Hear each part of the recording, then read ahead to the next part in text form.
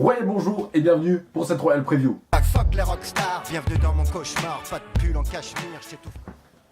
Royal Preview du Royal Rumble, aujourd'hui on se retrouve, donc on va commencer par le kick-off tout de suite, match par équipe.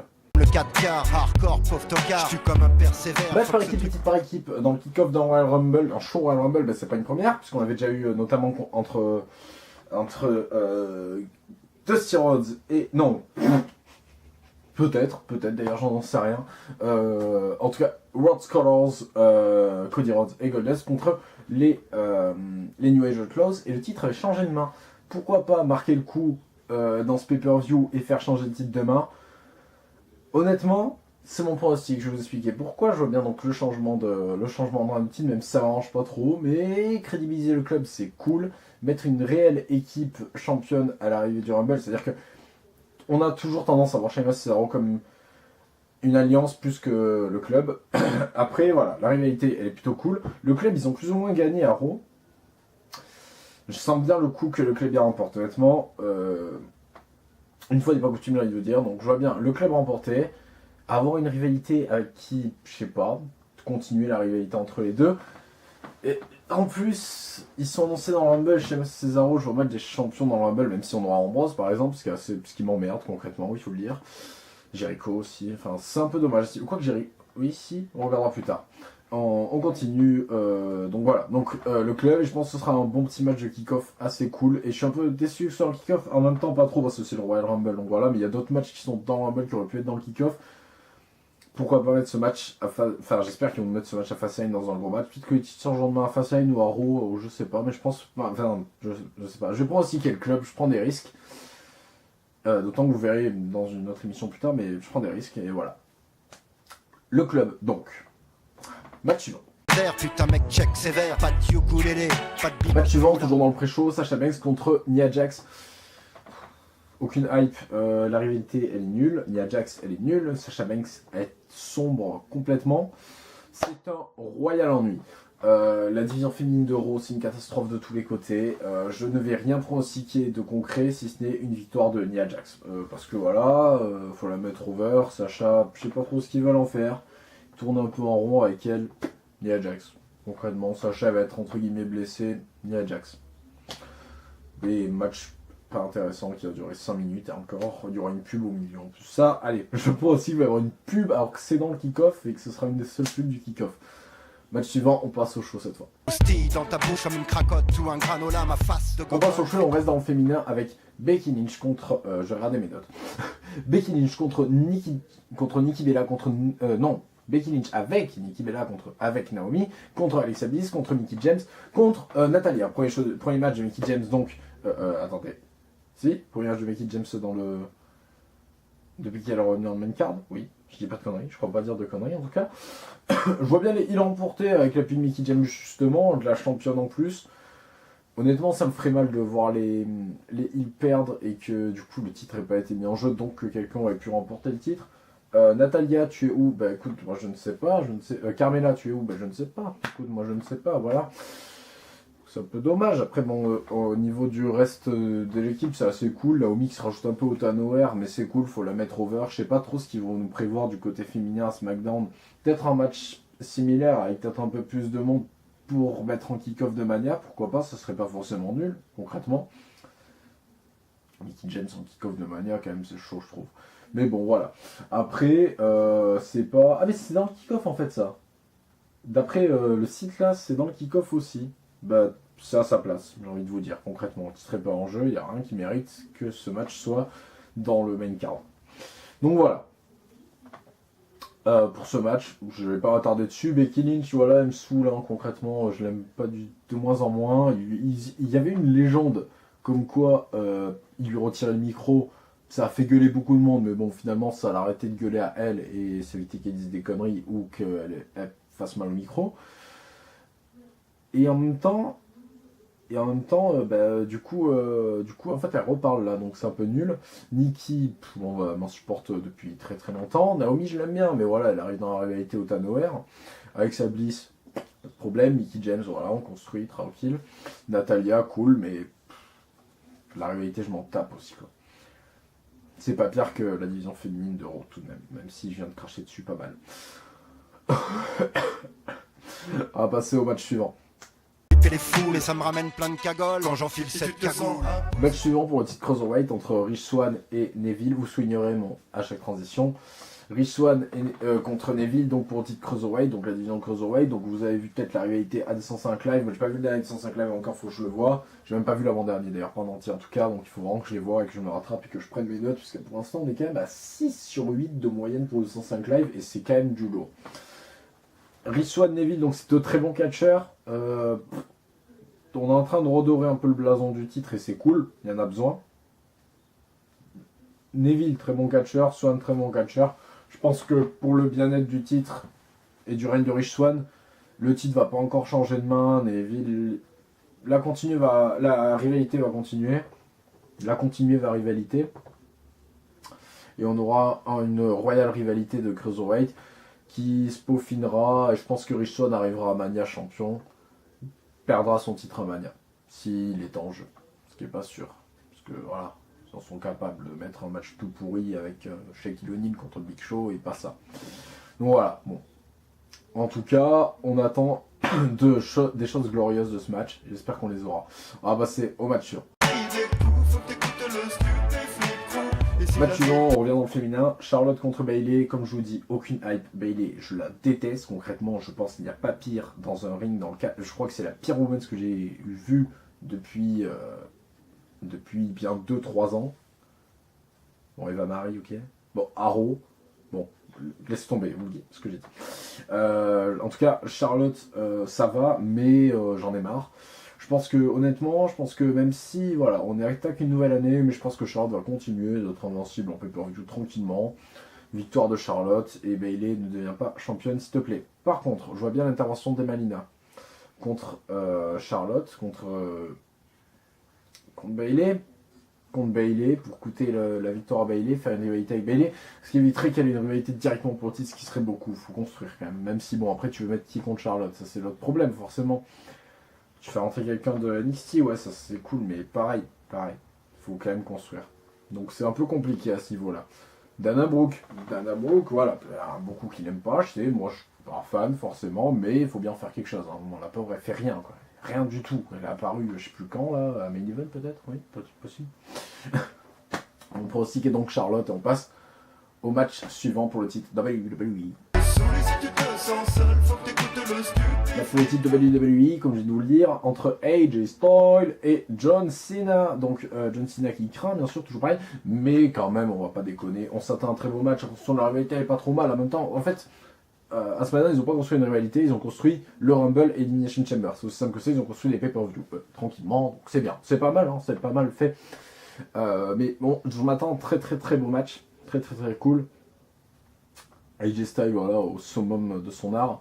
Et je pense, et j'espère, que AJ Styles va conserver. Je pense que AJ Styles va conserver.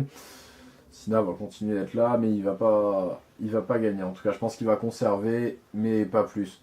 Que Cena, voilà, il va perdre et peut-être continuer. Il sera dans l'Elimination Chamber, je pense. Après, il s'éloignera du titre pour une autre rivalité quelconque, je sais pas laquelle, mais pour une rivalité en tout cas. Mais voilà. Donc Cena Styles, en fait j'ai bien beaucoup envie d'un Taker Cena, j'aimerais bien que Cena serve à mettre en avant quelqu'un et Taker aussi, parce que voilà, les matchs de légende, si on a en plus, de légende de gros quoi, si on a en plus Goldberg contre Lesnar, c'est chaud, sérieusement on aura trop quoi. Donc mon pronostic va tirer vers AJ Styles et Cena dans le Rumble, pourquoi pas. Sinon Styles qui gagne et Styles dans le Rumble, je sais pas, on verra bien. Reste à savoir ce que ça va donner. Je pense que le match sera très bon. Très bon.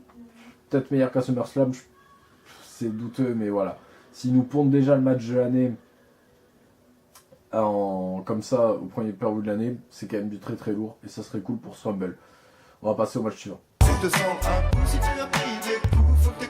Le match suivant qui est un no disqualification match avec Chris Jericho suspendu à une cage de requin, entre guillemets. Il n'y a pas de requin dedans, faut pas déconner non plus. Ambrose, en même temps c'est pas fait pour accueillir les requins, hein, c'est fait pour...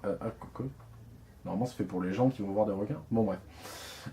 Donc Kevin Owens contre Roman Reigns donc pour le titre universal.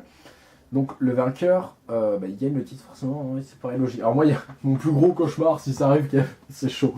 Je sais que j'avais fait un pari là-dessus, je me rappelle plus ce que c'est. Imaginez Reigns, il gagne le titre, en plus il gagne le Rumble. Je pense que là, je meurs concrètement.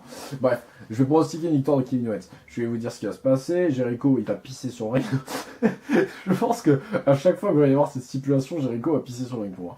Honnêtement, il n'y a pas de disqualification. Je vois bien une triche que Jericho balance un truc à Owens, genre une chaîne ou quoi, que ça serve à taper Reigns. Victoire de Reigns, victoire de Owens. Au final, c'est pas utile de mettre le mec en dessous de la cage. Pour moi, c'est plus dangereux de le mettre en dessous de la cage que tout simplement d'interdire des abords du ring. Après, c'est pour justifier leur commerce figurine Mattel. Ça paraît logique au final quand on y pense, mais voilà. Je pense qu'on va avoir un bon match, beaucoup moins bon que le précédent dont je vous ai parlé, mais on va avoir un bon match. Et je pense que Kevin Owens va conserver son titre pour mon plus grand plaisir.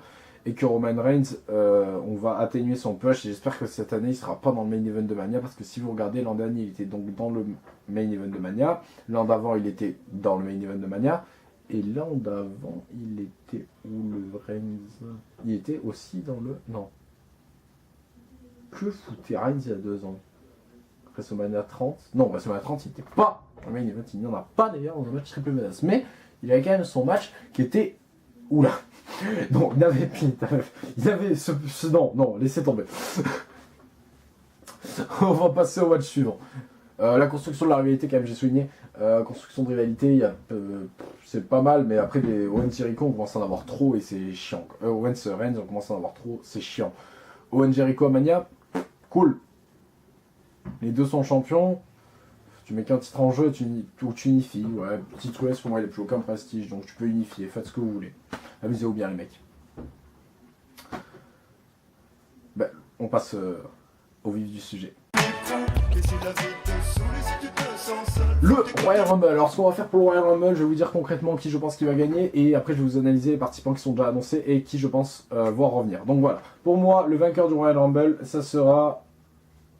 Mais putain, c'est hyper dur à pronostiquer, les mecs, c'est chaud, c'est tellement chaud. À une époque, tu sais, tu pouvais te dire, par exemple, à une époque, tu pouvais te dire, Corbin ou Strowman, par exemple, c'est pas possible. Pourquoi? Parce que s'il affronte le champion du monde, c'est qu'il est dans le main event. S'il est dans le main event, Corbin, Strowman, c'est beaucoup trop tôt et pas assez bon pour être dans un main event de Mania. Bon, ils ont mis Reigns, c'est vrai.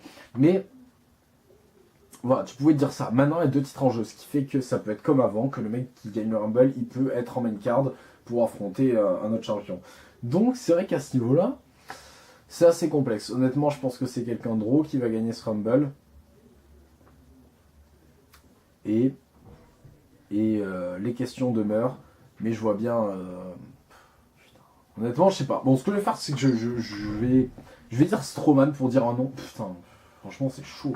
C'est chaud de fou. On va analyser, et après je vais vous dire un nom. Goldberg. Alors Bill Goldberg... pour moi, il va y avoir un clash avec Lesnar pendant le match. Enfin, un affrontement avec Lesnar pendant le match. Aucun des deux ne gagnera. Goldberg, je vois bien avoir le record de celui qui restera qui éliminera le plus de monde dans le Rumble dans ce show. Pas battre le record de Reigns. Éliminer le plus de monde dans ce show. Celui qui restera le moins de temps, au passage, je vois bien...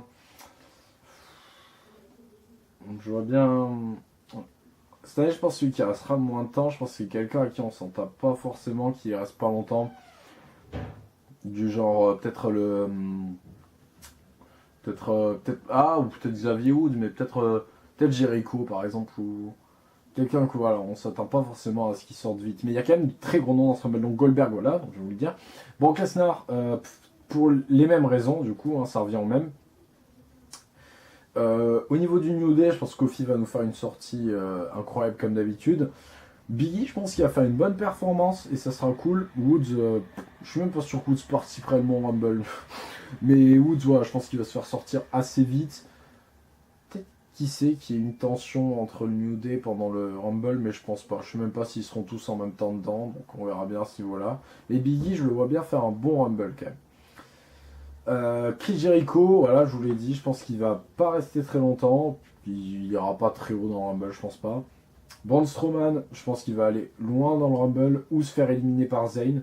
Peut-être aller loin et se faire éliminer par Zayn. Je pense que c'est pas encore son année à Strowman.